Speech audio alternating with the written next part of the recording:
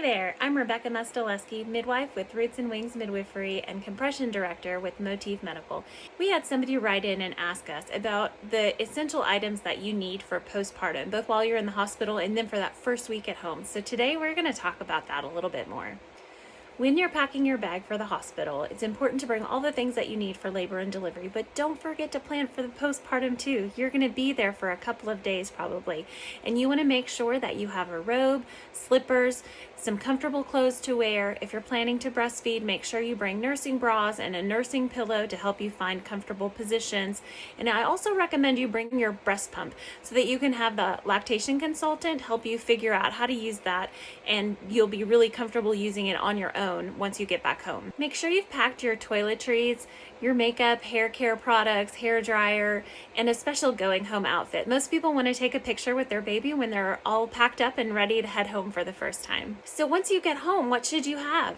You're going to want to make sure you have things at home that can nourish your body. That postpartum time is a time for you to rest, and that isn't something that comes very easily to many of us. So make sure you have a plan in place before the baby's born.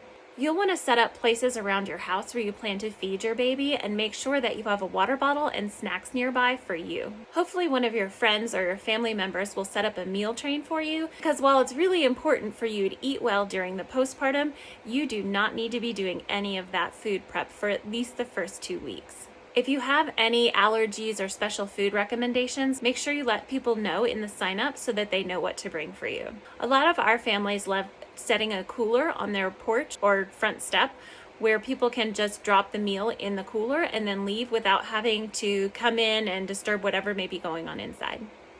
I love the idea of putting a sign on the front door that gives the baby's basic stats: when they were born, how much they weighed, what their name is. That way you're not having to repeat that information for everybody. And it's also a good time to post something about having people not come if they have any sickness, even just a stuffy nose or a sore throat, making sure people wash their hands when they get inside, and reminding them that the most important place for baby to be is with mom or with dad. Everybody wants to help after a baby's born, but not everybody knows how to do that. So I think it's a great idea to have a to-do list set up somewhere around your house, whether that's taking out the trash or folding some clothes or doing some dishes, whatever would be helpful for you to have these people do while they're in your home, because everybody wants to help a new family.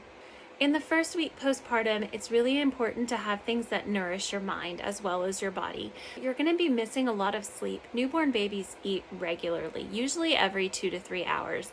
So you're not going to be well rested, and that can be mentally exhausting. So whatever it is that brings you joy, whether that's listening to podcasts or music or reading a book or just even focusing on your breathing, make yourself a list of those things so that when you're tired and feeling off or just having a hard day, you can turn to that and rejuvenate your mind.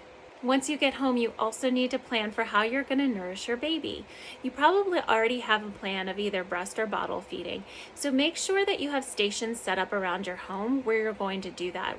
Places that you have pillows for support. If you're breastfeeding, you'll want to have nipple balm and Soothy gel pads and a breastfeeding pillow. And also make sure you have names and numbers of people that you can call if you were to run into any troubles. So make sure your pediatrician's number is handy, a lactation consultant, a massage therapist is a great idea in that first week postpartum. And always remember that every baby is different. Whether this is your first baby or your fourth baby, that first week is going to be a time for the two of you to get to know each other. So really focus on letting your body heal and rest and getting to know this new person in your life, and have a plan in place for how you're going to make the most of this time. Thanks for watching. If you have more questions about how to prepare for the postpartum, both before you come home and after you're home, you can find more information over at motifmedical.com.